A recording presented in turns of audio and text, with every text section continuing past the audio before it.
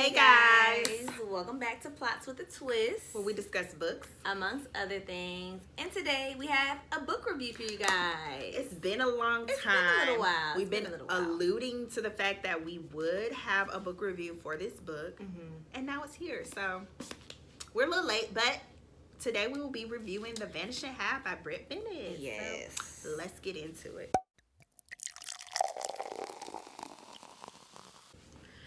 All right, so this book was everywhere for months. Probably still, I still see it. People talking about it ain't like it's going anywhere. It's been published, so yeah. I think more and more people, I'm saying as far as like people reading it now in rotation. Yeah, I find like we're probably no. It's not that many people who read books once they come out, unless they got like their content creators or they got advanced copies, which we don't get yet. Somebody put in a plug for us. So, The Vanishing. Boom. Do you want to do the summary this time? Okay. So, The Vanishing is about two twins, the Vine sisters. Is it right to say two twins? Or a pair of twins. Yeah, because it's a pair of twins with two. But there are two twins. They're both twins, so I think it is. A pair of twins, the Vine sisters, who grew up in a town in Louisiana called Mallard. And Mallard is a place. Specific. Okay, it's fresh in my mind. So Mallard is a place in Louisiana that, and I don't know if this place actually exists. Did you ever look that up? So it's a place full of light-skinned black people. And when we say light-skinned, we mean like light could pass for white. So that's where they're from. And so that, of course, you can imagine what that does to somebody. The sisters grow up, and at the age of 16, they both decide that they want to run away from this town. And basically, once they run away to New Orleans, I believe. And once they get there, Stella, she decides that she ends up going to like a, department store and passing for a white woman. And that gives her the bolt that she needs, the jolt she needs to say, like, you know what, I'm going to go live my life as a white woman because I don't want to deal with all this trauma and stuff that happened to me, you know, living as a black person, I guess. And so she goes and lives her life as a white woman. And then Desiree, the other twin, she goes and does the complete opposite. She lives her life as a black woman and marries the darkest man that she can find, kind of like a FU to her, you know, to her upbringing, because, you know, dark-skinned people weren't the tea where she was from. So basically the story goes into how it's basically a search for Stella, Desiree searching for Stella, and how the sisters, how they both go on to live their lives, and their children, how they were brought up and how they chose to live their lives affects their children. And there's a whole story, and yes. Was that good enough? A lot more to it, but that's the gist of it. Two twins who are black, but one chooses to go live her life as a white woman, and one chooses to live her life differently, and how that like affects them as a family. Yes, good job. Look at you. What did you like? So what did I like about it? What did you enjoy about it? I can't find my old. Oh, I just put love. That's all you need to look. That's all you need to write. So I enjoy the unpacking of the racial trauma that might be faced by you regarding whether you live, whether you're black, whether you're white. I think Britt Bennett, she brought up a lot of things that like was food for thought. I did like that aspect of it because you felt like you were getting down to the nitty gritty of understanding someone else's perspective. But at the same time, it was a lot of scandal. It was a lot of like juiciness in there. So it was kind of like, if you weren't here for that part of it, if you weren't here to learn something, you could still have fun. So I like that about the book, that it kept you engaged, kept you intrigued as to what's going on, but it also just had a lot of heftiness to it as well. So it was like the best of both worlds to me, as far as like a surface level book meets a thought-provoking book. It's like meet somewhere in the middle. So I enjoyed that aspect of it. What else did I enjoy? I enjoyed like how I can't think of anything else right now. So you talk about what you. So I just thought it was a really interesting story. As far as like it being a whole town full of just light skinned black people, I thought that was really interesting and something that I said I'm gonna look up and see if the town that even though they mentioned in the book towards the end that they ended up naming the town something else. So I'm sure if you try to look up Mallard, it's not a town. But I wonder if that's based off of a real place. Yeah. So yeah. I just thought the story was really interesting.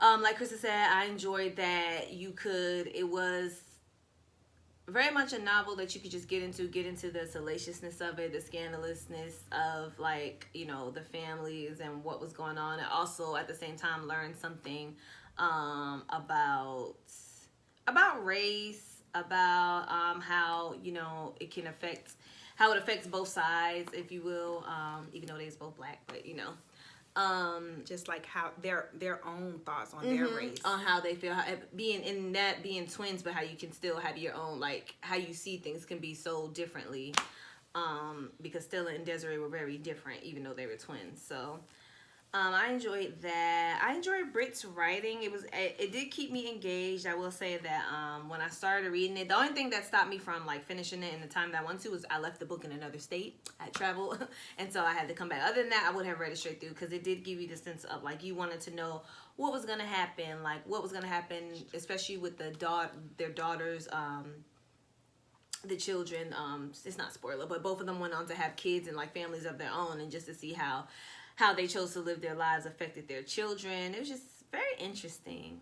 Very interesting. Yes. And I like there was other aspects to the story, not just about race, but just about, family in itself, love. But it had some LGBTQ themes in there as well. Yes. Oh yeah, I almost forgot about that. Mm-hmm. Yeah, so I like that it wasn't just about like, oh, she's living her life as a white woman. Oh, she's living her life as a black woman. And what does that look like? I think it wasn't as simple as that. Mm-hmm. So I like just how it was some nuance. Yes, because even like, just speaking to that, even like Stella, the one who chose to live her life as a white woman, like why would you want to be anything other than what you are? Like, type of thing. Like, but it goes into like that self-hate. But like you said, right, but like you said, it kind of gives you, it wasn't like just black and white. It kind of gave you her perspective, and not that you empathized with her, but you did. You empathized kind of with her character. Like you would have thought that she would be easy to hate because the first part of the story starts off complete with Desiree, so you don't even get to see like what's in Stella's head, like what is she thinking. So it's easy to be like, I don't know if I mess with her or not. But then once you get to see like. It was more to it. Yeah, it was more to it. Not that it's to be white. But yeah, exactly. Like you can not to say that you could see, but you could see how exactly. Mainly survival. Like she just wanted to be able to live her life and not have to deal with all those other things and then that also played into how she treated other black people. Oh yes, girl, that's the tea. Because it goes back into just that internal self-hatred and just the internal just what you decided to do with your life and kind of how that implodes in different areas of your life and different aspects. So yeah, I it's like you think you can unpack this story like all day. Yes. And at the end of the day you're like, oh, it's a little, it was just a journey. It was a nice little journey. Yeah. So that's what we liked. So what did you not like about it? That's tough for me. Yeah, it wasn't really anything that I was like, oh, no, I can't. I'm trying to think. Was there anything that I just didn't like? I didn't care for the daughter. I didn't care for either one of them, to be honest. Desiree's daughter was giving me, she was, if you read the book, she's more likable than Stella's daughter. Mm-hmm.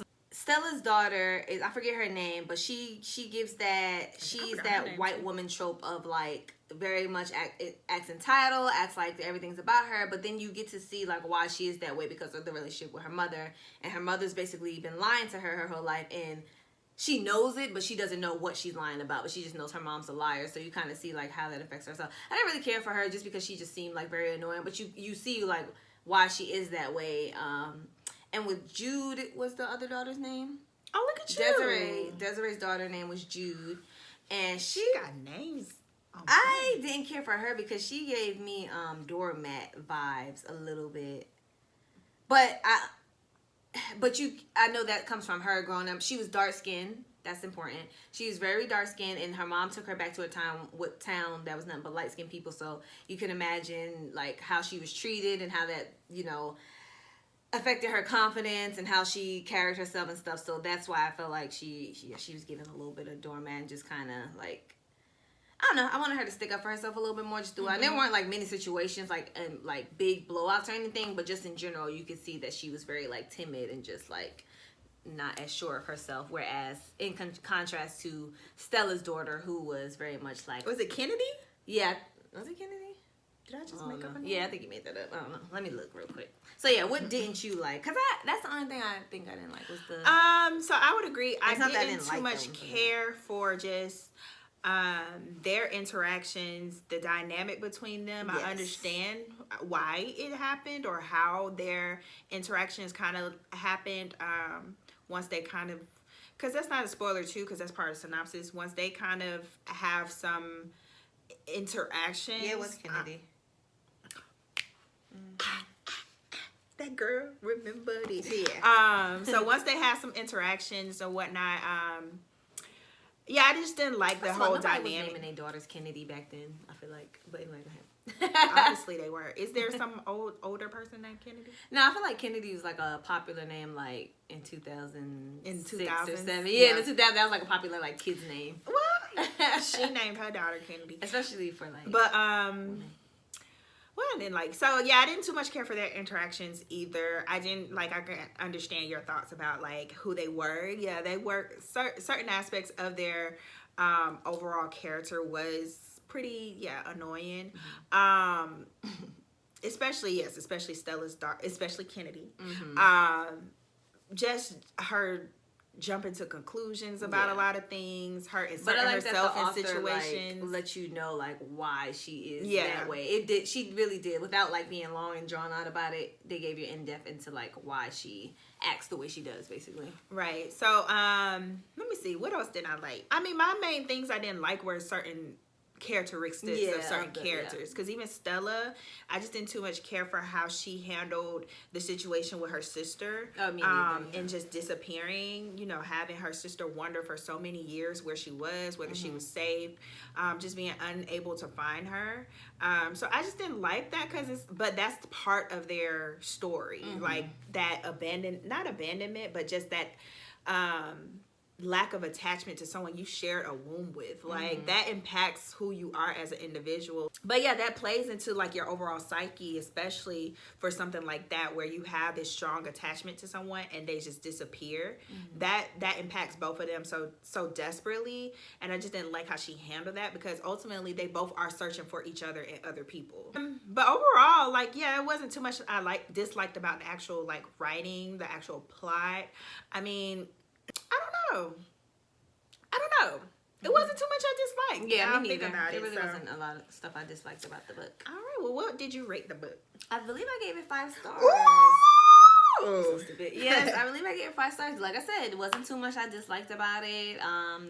The story was great. The writing was great. The character. You know what I really, really liked? It didn't leave me like wanting more. Like, it didn't leave me like, oh, she should have did this with that. Like, it was complete. Yeah, it was like everything was like complete. Like, I felt satisfied with everything. Even though, you know, like you said, like the reunion, some stuff it was annoying, but it was in the vein of it was had enough to understand why it happened. Yeah, it was complete, and yeah, you understood. It gave you enough to understand like why things happened the way they did. So I don't know what I gave it. I think, but I either gave it a 4 or 5. I gave it a 5. Yeah, I would like to think I gave it a 5 too. I really enjoyed it. Like I kind of hinted at when we discussed it in our wrap up. I think it's one of my favorites I read this year so far. But like when I was looking at all the books I read this year, I've read a lot of more surface books. And I've read a good variety. So I think because I didn't have any firm expectations, I just saw that it was everywhere. I didn't know what it was about before I opened it. Yeah, me neither. So I think because I didn't have any awareness to how I should feel about it, I was able to kind of develop my own thoughts. And yeah, I really enjoyed it. I enjoyed the ride. I listened to it, so I just kept wanting to press play on it.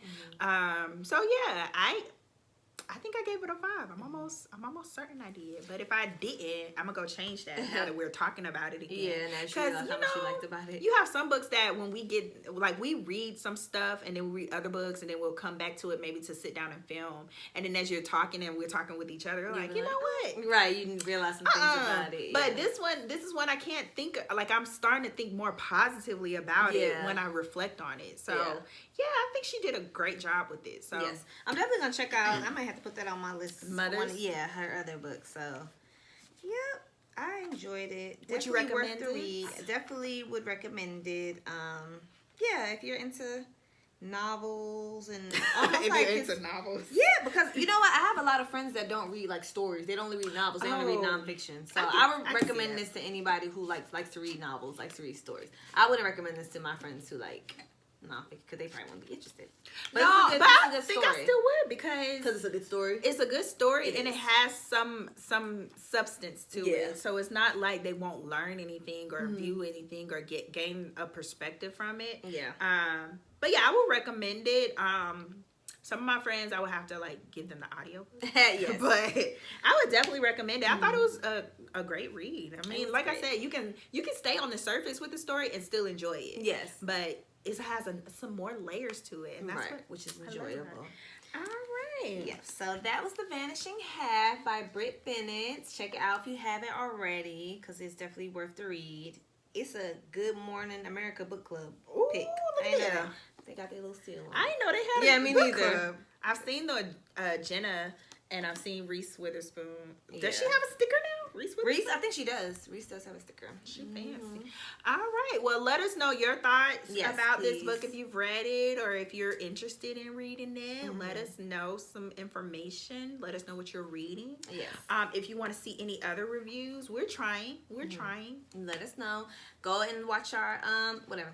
Go and watch our wrap up and TBR and let us know if you want any reviews on any of the books we mentioned there, and we will definitely get that out for you guys. But other than that, like this video, ring the bell, comment, subscribe if you haven't. Yes, please do. All right, and we will be back next time. Bye.